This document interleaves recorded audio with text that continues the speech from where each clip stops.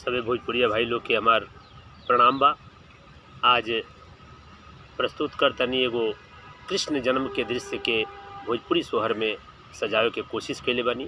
रउआ लोग के आशीर्वाद के आकांक्षा में बानी कि भादो के अन्हरिया धीरतिया में खुलल जेल सलखियानु हो ए सखिया देवकी के भैले जनम तुआत अष्टमी के तिथियानु हो ए सखिया देवकी के भैले जनम तुआत अष्टमी के तिथियानु हो।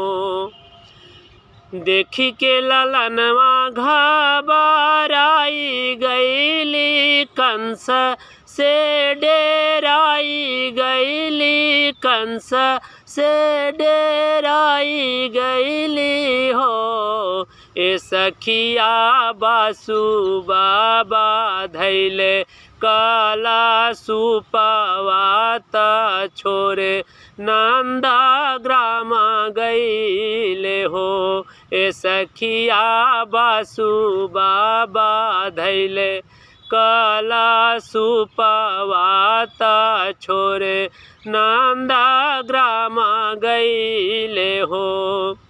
रतियान हरिया बदरी बरसेला घाटा बिजली कड़केला हो ए सखिया जमुना के पनिया उफाना लात जीव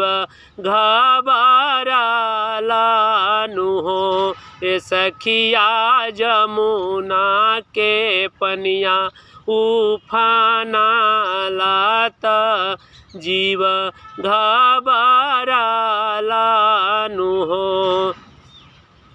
छाता बनी तो पले से सना गवा कन्हैया के बचावेले हो ए सखिया छुअते चरनिया जमुना घटली तबासु देवा गोकुल गईले हो ए सखिया छुअते चरनिया जमुना घटली तबासु देवा गोकुल गईले हो।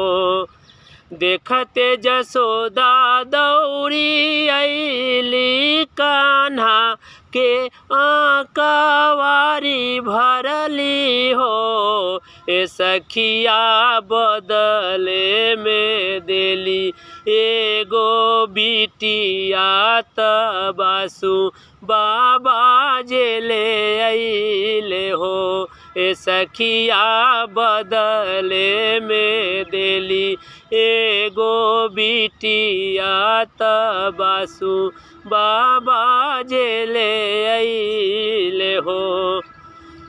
जेलवा में रोली जब बिटिया त जागल चौकीदारवानु हो ए सखिया गरजत अइले कंस मामात बिटिया उठाई ले हो ए सखिया गरजत अइले कंस मामात बिटिया उठाई ले हो। पटकत समैया हथवा छूटली त बिटिया आकाशे उड़ली हो ए सखिया कही देहली तोहर काल अइले कन्हैया जी जाना माली हले हो ए सखिया कही देहली तोहर काल अइले कन्हैया जी जाना माली हले हो। भादो के अनहरिया धीरतिया में कान्हा जी जनम लिहले हो। ए सखिया कही देहली तोहर काल अइले कन्हैया जी जनम लिहले हो।